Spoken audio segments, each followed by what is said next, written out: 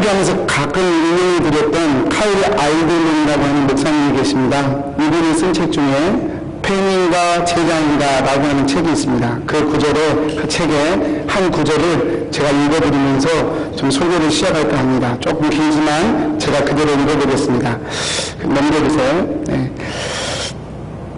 가끔 은근히 시샘하는 어린 말투로 구약의 유인들을 언급하는 말을 듣곤 한다.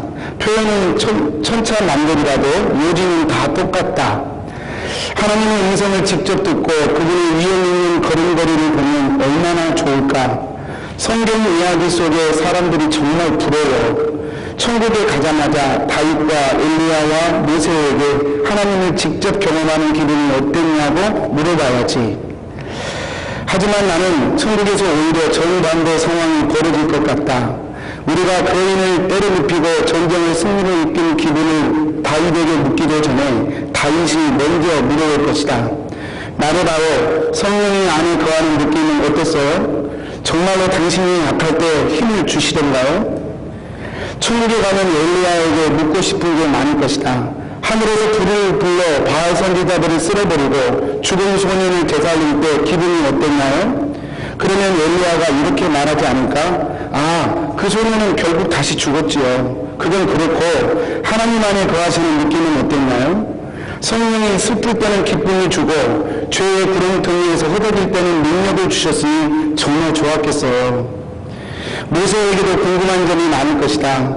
낮에는 구름기둥, 밤에는 불기둥을 따라가는 기분은 어땠나요? 그 산에서 하나님을 만나셨죠? 그러면 모세는 이렇게 말하지 않을까? 하나님이 보려고 그 험한 산을 올라가야 했지요. 그나저나 당신은 어땠어요? 매일 하나님이 당신 안에 거하셨잖아요. 어찌할 바를 모를 때 성령이 방향을 가르쳐 주셨죠. 느낌이 어땠어요? 구약에서는 하나님이 우리와 함께 계신다 말하지만 신약에서는 하나님이 우리 안에 계신다라고 말한다. 하나님이 우리와 함께 계시는 것도 좋지만 그분이 우리 안에 계시는 것이 더 좋다. 예수님은 제자들과 함께 계셨지만 성령은 제자들 안에 거하셨다. 팽이가 제자이라는 책에 나온 한 챕터의 한 부분입니다. 오늘 말씀해 보면 모세는 여호와를 누구보다도 잘 알고 있었던 사람입니다. 거의 반평생을 비서로 데리고 있었으니 여호수아에 대해서 누구보다도 이 모세는 잘 알고 있는 사람이라고 얘기할 수 있을 것입니다. 그런데 그런 모세에게 하나님께서 여호수아에 대하여 새로운 소개를 하나 해주십니다. 여호수아는 이런 사람이야 라고 소개를 해주시는데 그런데 여러 말 하지 않으시고 딱 한마디 하십니다. 그는 그 안에 영이 머무는 자이다. 18절 말씀이죠. 여호수아에 대하여서 하나님께서 한마디 말씀하셔요. 그는 그 안에 영이 머무는 자다. 이 한마디 하십니다. 여러분, 모세는 이스라엘의 창업자입니다. 이스라엘의 법과 제도와 기틀을 마련한 사람이고 건국의 아버지라고 말할 수 있습니다. 이스라엘에서 모세의 영향력은 말하는 잔소리라고 할 만큼 절대적이었을 것입니다. 그런데 이 모세가 그도 인간인지라 이제 하나님 앞에 가야 돼요. 그래서 하나님께서 모세에게 너도 내 형처럼 이제 나에게 올 때가 되었다 말씀하셨을 때 모세가 하나님께 오늘 본문에서 그렇게 기도하는 거예요. 하나님, 제가 하나님 앞에 가면 저 대신 누군가를 이스라엘의 지도자로 세우셔 주십시오. 그래서 이스라엘이 목자 없는 양처럼 방황하지 않도록 저와 같은 지도자를 이스라엘 가운데 세워주십시오. 그렇게 하나님 앞에 기도를 합니다. 그렇게 하나님께 요청했던 모세의 요청에 대하여 하나님이 여호수아를 모세에게 추천하고 계시는 거예요. 근데 하나님께서 여호수아를 모세에게 추천하시면서 그를 선택하시면서 그 조건이 의외로 단순하고 명료합니다. 여호수아가 똑똑해서가 아닙니다. 여호수아가 리더십이 있어서가 아닙니다. 물론 이 말이 여호수아가 똑똑하지 않다는 말이 아닙니다. 여호수아 똑똑한 사람입니다. 리더십도 있는 사람입니다. 돌파력도 있는 사람입니다. 그런데 그러한 것들 때문에 하나님께서 여호수아를 선택한 것은 아니라는 것입니다. 지금 하나님이 여호수아를 이스라엘의 지도자로 세우시는 이유는 한 가지입니다. 이 본문의 말씀에 의하자면 그 안에 영이 머무는 사람이다 라고 하는 것이에요. 여호수아 안에 내 영이 그 안에 영이 그 안에 머물러 있기 때문이다. 하나님이 한마디 말씀하신다는 것이죠. 여러분, 여기서 말씀하는 영은 당연히 성령님을 의미합니다. 영어로도 The Spirit이라고 표현되어 있죠. 그래서 성령님을 의미합니다. 여호수아 안에 성령님이 계셨다는 것입니다. 여러분, 우리가 흔히들 영이 죽었다라는 표현을 참 많이 사용을 합니다. 교회에서도 뭐 그렇게 쓰는 분이 있고 성경에서도 그런 표현들을 쓰죠. 오치만이라고 하는 목사님은 이 우리의 영이 죽었다라고 하는 표현에 대해서 부연 설명을 좀 하십니다. 그게 무슨 뜻인지 이렇게 설명을 하셔요. 우리의 영이 죽었다라고 하는 것은 하나님께 대하여 죽은 것이다 라고 부연 설명을 하십니다. 그러니까 우리의 영이 죽었다라고 하는 성경의 표현들은 우리 인간의 영 자체가 소멸되었다는 것이 아니라 하나님과 교감하고 하나님을 아는 것에 대한 기능이 이 영 안에 죽어버렸다라고 하는 것을 의미한다는 것이죠. 좀 더 엄밀히 말하면 영이 죽었다는 표현은 영이 타락하여서 하나님을 알 수 없는 상태가 되어버렸다라고 정리해 볼 수가 있겠습니다. 저는 이 해석이 그냥 죽었다고 말하는 것보다 훨씬 영적 상황들을 이해하는데 바른 도움이 되는 해석이라고 저는 생각합니다. 그러니까 인간의 영이 죽었다라고 하는 것은, 성경에서 죽었다라고 하는 것은 소멸되거나 사라져버리거나 멈춰버리거나 무가 되거나 그런 상황이 아니라, 성경에서 영이 죽었다라고 말한 그 상황에서도 인간의 영은 살아서 계속해서 무엇인가 하고 있다는 것입니다. 우리 에베소서 2장 1절에서 5절 말씀 우리 같이 한번 읽어보겠습니다. 소리 맞춰서 한번 같이 읽어보겠습니다. 시작. 너희의 형제가 죄로 죽었던 너희를 살리셨도다. 그때 너희가 그 가운데서 행하여 이 세상 풍속을 쫓고 공중의 권세 잡은 자를 따랐으니 곧 지금 불순종의 아들들 가운데서 역사하는 영이라. 저는 우리도 다 그 가운데서 우리 육체의 욕심을 따라 지내며 육체와 마음에 원하는 것을 하여 다른 이들과 같이 본질상 진리의 자녀이었더니 긍휼에 풍성하신 하나님이 우리를 사랑하신 그 큰 사랑을 인하여 허물로 죽은 우리를 그리스도와 함께 살리셨고 너희가 은혜로 구원을 얻은 것이라. 지금 절이 좀 나누어져서 여러분 좀 보기 힘드시겠지만 1절, 2절에 보면 너희가 허물과 죄로 죽었다 이렇게 표현을 합니다. 5절에서도 너희가 허물로 죽은 우리를 이렇게 표현을 하죠. 죽었다는 표현을 씁니다. 근데 여러분이 죽었다고 하는 상태가 어떤 상태냔 말이에요. 아까 1절, 2절 말씀으로 돌아가 보면 이렇게 표현합니다. 그냥 없어져버린 상태, 그냥 아무것도 안 하는 상태, 그런 상태가 아니라 여러분 죽었던 상태가 어떤 상태냐, 그 뒤에 설명될 일을 세상 풍속을 쫓고 공중의 권세 잡은 자를 따르고 불순종의 아들들 가운데 역사하는 영을 따르는 것, 육체의 욕심을 따라 육체와 마음에 원하는 것을 따라 그냥 살아버리는 것, 이런 상태를 두고 성경은 영으로 죽었다라고 표현하는 것입니다. 그러니까 영이 죽었다라고 하는 표현이 소멸이 아니라 움직이는 거예요. 다만 하나님께 대하여 죽은 상태, 그것을 성경은 죽었다라고 표현을 하는 것입니다. 여러분, 이것은 마치 그냥 제가 제 식으로 표현하라고 한다면 마치 인간의 영이라고 하는 게 그릇과 같은 것이 아닌가 생각됩니다. 그 안에 무엇을 담느냐에 따라 그 그릇의 성격이 달라지는 것이죠. 그릇은 깨어지거나 없어지지 않습니다. 그릇에다가 우동을 담으면 우동그릇이 되고 쓰레기를 담으면 쓰레기통이 되고 보석을 담으면 보석함이 되는 것처럼 우리의 영은 소멸되지 않습니다. 다만 우리의 영 가운데 무엇이 담겨 있는가가, 여러분, 우리가 살았느냐 죽었느냐를 성경은 그런 식으로 표현을 한다는 것이죠. 로마서 8장 16절은 이렇게 우리의 영과 성령님의 관계를 이렇게 증언을 합니다. 16절 말씀입니다. 성령의 친히 우리의 영과 더불어 우리가 하나님의 자녀인 것을 증언하시나니. 보셔요. 성령이 우리의 영과 더불어 우리가 하나님의 자녀인 것을 증언하신대요. 성령님 혼자 하시는 게 아니에요. 우리의 영 안에서 우리의 영과 더불어 우리가 자녀인 것을 증언하세요. 고린도전서 3장 16절은 또 이렇게 말씀하십니다. 너희는 너희가 하나님의 성전인 것과 하나님의 성령이 너희 안에 계시는 것을 알지 못하느냐. 여러분, 성령님이 우리 성도들 안에 거하셔요. 그리고 성령님이 거하셔야 성도는 비로소 교회가 되고 성전이 되는 거예요. 의식과 절차를 반복해서 열심히 치른다고 되는 것이 아니라 성령님이 그 안에 거하셔야 성전이 되고 교회가 되는 것입니다. 그런데 그 성령이 어디 안에 거하시냔 말이에요. 인간의 영 안에 성령님이 거하시는 것이죠. 여러분, 다소금 제가 복잡한 주제들을 이렇게 말씀드린 이유는 지금 본문에 나온 여호수아 안에 영이 있었다는 말씀을 좀 더 이해해 보기 위해서입니다. 정리해보면 이런 거예요. 여호수아 안에 영이 머물러 있었다는 것은 여호수아 안에 성령님이 계셨다는 것을 뜻하고, 그 말은 또다시 그 여호수아 영이 살아있어서 성령님에 대하여 살아있는 영이 되었고, 다시 말하면 하나님께 대하여 살아있는 여호수아의 영 안에 성령님이 머물러 있었다는 것을 뜻하는 것입니다. 여러분, 성령님이 우리 안에 거하시는 것은 이런 과정을 통해 우리 가운데 거하십니다. 여러분, 이것이 얼마나 귀하고 복된 일인지 오늘 우리 본문을 통해 충분히 이해할 수 있습니다. 오늘 본문에서 보면 하나님이 이스라엘의 지도자로 여호수아를 세우시면서 다른 조건을 말씀하지 않으세요. 이 한 가지를 얘기하십니다. 성령이 여호수아 안에 머물러 있다는 것이죠. 이 한 가지만으로도 여호수아는 이스라엘의 지도자로 하나님이 선택하시기에 거리낌이 없었다는 것입니다.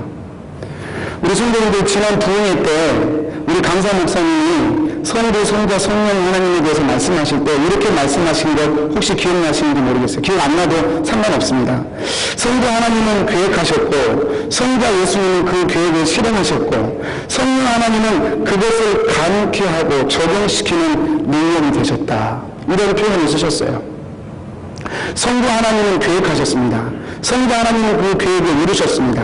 성령 하나님은 그 계획과 그 실행을 우리의 삶 가운데 적용시키셨습니다. 아니, 좀 더 엄밀하게 말하면 강사 목사님이 그런 표현도 쓰셨죠. 성부 하나님의 계획 속에 성령 하나님의 도움은 필수였다. 성자 하나님의 실행 속에 성령 하나님의 도움도 필수였다. 성부 하나님에게 성령 하나님의 도움 없이 계획이 있을 수 없었고 성자 하나님의 그 십자가 실행 속에 성령 하나님의 도움 없이는 불가능했다.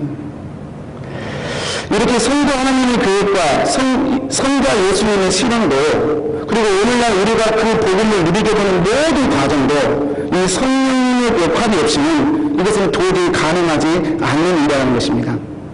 다시 말하면 성령님의 역할이 없이는 성자 하나님의 계획도, 성자 예수님의 복음도, 교회가 교회다워지는 것도, 성도가 성도다워지는 것도 성령님이 없이는 아무것도 되지 않을 만큼 성령님이 어떤 사람 안에 거한다는 것, 사람의 영 안에 거한다는 건 너무나 중요하고 가치 있는 일이라는 것입니다. 오늘 카일의 아이들이 제가 소개해드렸던 구절이 바로 그것입니다. 우리는 모세를 부러워한단 말이에요. 그런데 막상 천국에 가면 오히려 모세가 우리를 부러워할 것이라는 것입니다. 왜요? 구약에서는 하나님은 잠시 왔다가 떠나는 분으로 늘 묘사되어 있습니다. 그러나 신약을 사는 우리는 하나님이 잠시 우리를 뵙고 떠나시는 분이 아니라 아예 우리 안에 거하시는 분으로 성경은 신약을 묘사하고 있기 때문입니다. 여러분, 하나님의 영이 우리 사람 안에 거한다는 것, 그것이야말로 오늘 본문에서 여호수아가 지도자가 될 만큼 그 하나만으로도 충분할 만큼 하나님이 보시기에 매우 중요하고 가치 있는 일이라는 사실을 우리는 깨닫게 됩니다. 모세도 그리고 다윗도 사실은 그것을 부러워할 거라는 것입니다. 여러분, 오늘 본문에서 하나님이 한 나라의 지도자로 여호수아를 세우셨습니다. 여러분, 하나님께서 우리를 비록 한 나라의 지도자로 여호수아처럼 우리를 세우지 않는다 해서 우리 안에서 성령님의 가치가 줄어드는 것은 아닙니다. 여러분, 우리가 생각해 보십시오. 우리 안에 성령님이 계셔서 우리가 섬기는 이 교회 안에서 성령님이 도구가 되어 충실하게 살아간다. 우리 안에 성령님이 계셔서 우리가 살아가는 이 땅 킹선에서 하나님의 도구가 되어 하나님의 사람으로 살아간다. 우리가 사는 가정에서 성령님이 우리 안에 임하셔서 그 성령님의 인도하심에 따라 충실하게 믿음으로 가정에서 살아낸다. 여러분, 이것만 해도 넉넉히 행복하고 넉넉히 기쁘고 넉넉한 감격이 아니겠습니까? 우리가 주어지는 일상의 모든 삶 가운데 성령이 내 영 안에 거하셔서 그들과 함께 삶을 살아간다는 그 자체가 어떤 지위와 상관없이 어떤 상황과 상관없이 우리에게 참된 기쁨이요 감사가 되지 않겠냐는 것입니다. 사랑하는 성도님들, 정말로 중요한 것은요, 이 성령님이 지금 저와 여러분 안에 거하고 계시다는 것입니다. 구약에서는 성령님이 하나님의 주권적인 역사 안에서 이렇게 임하셨어요. 정말 하나님이 하고 싶을 때 하셨어요. 그러나 신약에서는 하나님이 좀 성령님의 임하시는 조건을 제도화시키셨어요. 약속을 하셨습니다. 그리고 그 약속 안에서 성령님을 보내주시겠다고 약속하셨고, 그 약속 안에서 교회는 성령님을 경험할 수 있게 하셨어요. 성경이 말씀하시는 성령님이 임하셔서 일어나는 일들에 대해서 제가 좀 4가지로 정리해서 말씀을 드리겠습니다. 이런 열매들이 여러분 안에 계시면 여러분은 데피니틀리 여러분 안에 성령님이 계시는 것입니다. 제가 4가지를 한번 말씀드려 볼게요. 여러분 자신과 한번 대비시켜 보시기 바랍니다. 첫 번째, 예수님의 죽으심과 부활의 복음이 믿어집니다. 요한복음 16장 8절에서 11절 말씀입니다. 제가 한번 읽어보겠습니다. 그가 와서 죄에 대하여 의에 대하여 심판에 대하여 세상을 책망하시리라. 죄에 대하여라 하면 그들이 나를 믿지 아니하며 의에 대하여라 하면 내가 아버지께로 가니 너희가 다시 나를 보지 못하며 심판에 대하여라 하면 이 세상 인간이 심판을 받았습니다. 쉽게 정리하면 의에 대하여라고 죄에 대하여라고 하는 것은 예수님을 믿지 않는 것, 의에 대하여라고 하는 것은 예수님의 부활을 믿는 것, 심판이라고 하는 것은 예수님을 믿지 않는 것 자체가 심판, 세상 인간이 이미 심판을 받았음을 성령님이 깨닫게 하신다는 것입니다. 여러분, 성령님의 은혜가 아니면 예수님의 죽으심과 부활이 믿어지지 않습니다. 제가 목요일날 우리 여성 큐티반을 하는데 우리 집사님 한 분이 그런 고백을 하셔요. 은혜를 받고 보니까 말씀 안에 조금 가까이 가보니까 그 이전에는 내 시간 가지고 내가 쓰는 것, 내 돈을 가지고 내가 쓰면서 사는 것, 이것이 죄가 되는지는 몰랐답니다. 근데 말씀을 가까이 하고 은혜를 받다 보니까 내게 주어진 시간 내 마음대로 쓰는 것, 내게 주어진 돈 내 마음대로 쓰는 것, 그것이 죄라는 사실을 깨달으셨대요. 여러분, 이런 이야기 세상에 나가서 한번 해보십시오. 당신 시간 당신 마음대로 쓰는 거 죄입니다. 당신 돈 당신 마음대로 쓰는 거 죄입니다라고 얘기해 보십시오. 아마 웃을 것입니다. 무슨 얘기하는 거야. 정신 나갔구만. 아마 그럴 것입니다. 그런데요, 성령님이 안에 은혜를 주시니까 내 삶 가운데 내가 주인되어 내 시간과 돈을 쓰는 것이 그게 죄구나 라고 하는 것이 깨달아지는 거예요. 여러분, 우리 안에 이런 죄가 깨달아지고 의가 깨달아지는 것, 이것은 성령님이 하신 일입니다. 두 번째, 성령님이 우리 안에 거하시면 일어나는 일은 예수님을 주님으로 고백하게 됩니다. 고린도전서 1장 3절이죠. 제가 한번 읽어보겠습니다. 그러므로 내가 너희에게 알리노니 하나님의 영으로 말하는 자는 누구든지 예수를 저주할 자라 하지 아니하고 또 성령으로 아니하고는 누구든지 예수를 주시라 할 수 없느니라. 여러분, 여기서 말씀하고 있는 주란 그냥 입술로 주라고 하는 것보다는 좀 더 근본적인 차이가 있습니다. 이 당시에 예수님을 주라고 말하는 것은 사업적으로 이익을 감수하고 하는 얘기입니다. 사회적으로 왕따를 각오하고 해야 되는 이야기입니다. 왜냐하면 모든 상황이 반그리스도적이거든요. 그런 상황에서 예수님을 주라고 말할 수 있는 것은 성령님이 아니면 안 된다는 것이죠. 오늘날도 마찬가지입니다. 내가 예수님을 주라고 고백하면서 달려가지만 때로는 이 믿음을 꺾는 시련과 고난이 우리 삶 가운데 있습니다. 그 시련과 고난이 우리 삶 가운데 다가와도 여전히 주님은 나의 주님이라고 고백할 수 있다면 그것은 데피니틀리 성령님이 하시는 일입니다. 내가 예수님을 믿으면서 소위 세상이 말하는 복이라는 걸 좀 받았습니다. 남들보다 좀 더 좋은 자리를 누리고 좋은 부를 누렸습니다. 그래도 교만하지 않는 것입니다. 그 많은 것들을 누리고 살지만 이 모든 것들을 교만의 요소로 삼지 않고 겸손의 조건으로 삼을 수만 있다면 그것이 그리스도를 주라고 시인하는 것이고 그러한 일은 성령님이 아니고는 안 되는 것이에요. 여러분, 세 번째, 하나님을 아버지라고 고백합니다. 성령님이 우리 안에 거하시면 양자의 영이 임했다라고 성경은 다른 말로 표현합니다. 성령님이 우리 안에 임하시면 성령님이 우리 안에서 우리의 영과 더불어 우리가 하나님의 자녀인 것을 확증해 주십니다. 종의 영을 가진 사람은 절대로 하나님을 아버지라고 부르지 못합니다. 그래서 여러분, 정말 삶이 힘들고 또는 좋고 상관없이 내 마음속에서 하나님에 대한 아버지라고 하는 진실한 고백이 나오신다면 그것은 성령님이 하지 않고는 일어날 수 없는 일입니다. 네 번째, 성령이 우리 가운데 임하시면 반드시 있어야 우리 성령의 열매를 맺기를 사모하게 되어 있습니다. 제가 말씀을 일일이 좀 읽기가 여러분이 조금 지루할 것 같아서 제가 말씀을 빼고 설명만 해드립니다. 가로에서 5장 17절에 보면 성령의 9가지 열매가 기록되어 있습니다. 성령을 따라가는 육체의 열매를 맺지 않을 거라고 말씀합니다.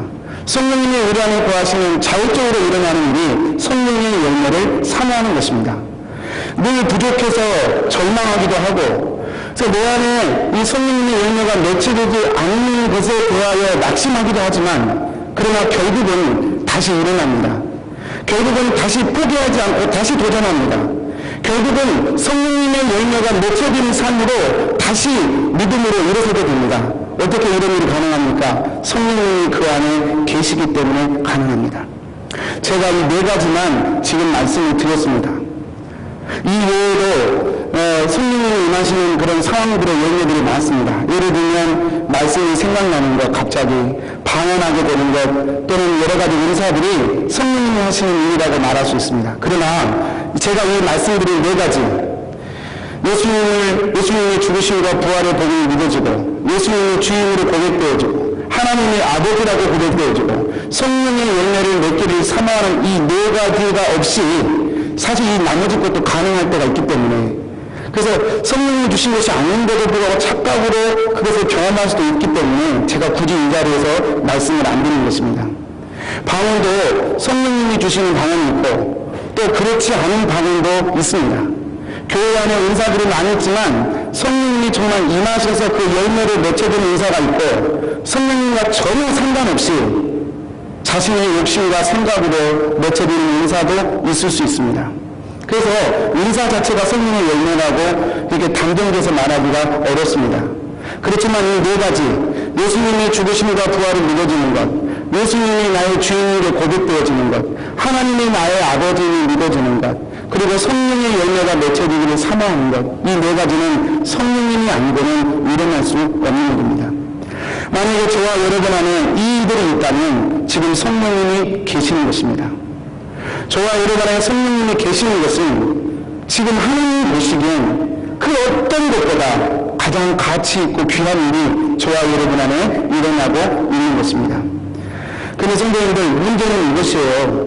이 성령님이 내 안에 그렇게 계시는데, 하나님이 그렇게 귀하게 여기시는 성령님이 내 안에 계시는데 나는 왜 그 은혜와 능력을 맛보기가 힘든 것일까? 왜 성령님 내 안에 계시다고 하시는데 왜 나는 성령님을 느끼지도 못하고 알지도 못하고 누리지도 못하는 것일까? 이것이 우리의 질문이 될 수밖에 없습니다. 그것은요, 성령님을 그렇게 귀한 분으로 대접해드리지 않기 때문에 그렇습니다. 성령님 대신에 예수님을 집어넣어도 되고 하나님을 집어넣어도 돼요. 그렇다고 뭐 삐지거나 그러지 않으세요. 삼위일체 하나님이시니까. 하나님이 성령으로 내 안에 거하시거나 예수님이 성령으로 내 안에 거하시거나 성령님 자체가 내 안에 거하신다는 말은 이제 하나님의 백성들에게 약속으로 주어진 선물이고 확증인데, 문제는 그 성령님이 내 안에 계신다는 사실을 우리의 영이 늘 인식하고 사모하냐는 것입니다. 성령님이 내 안에 계심에 대하여 내가 사모하고 그 성령님을 그렇게 대접해 드리느냐가 핵심이라 그 말입니다.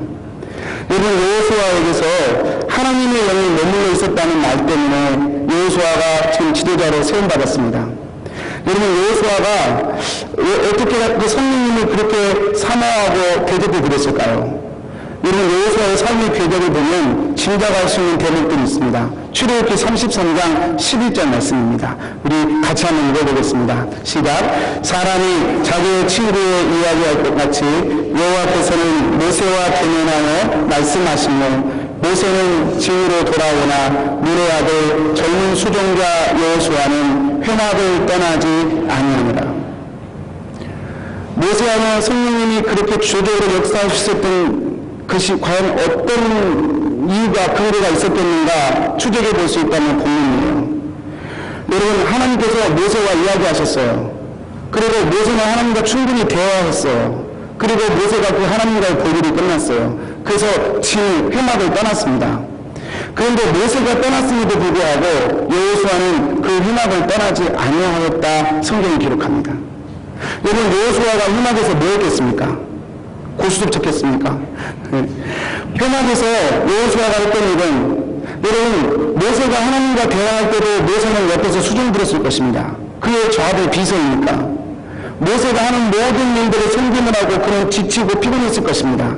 그럼에도 불구하고 모세가 돌아간 뒤에도, 여러분, 이 여호수아가 돌아가도 아무 문제가 없습니다. 그런데도 불구하고 돌아가지 않고 회막에 일부러 남아서 이 여호수아가 했었을 일은 무엇이겠습니까? 그것은 말씀입니다. 그것은 기도입니다. 여러분, 지금이야 성경책이 각자 집집마다 있어서 언제든지 말씀 읽을 수 있죠. 그러나 이때 당시에 율법은 회막 안에만 있었습니다.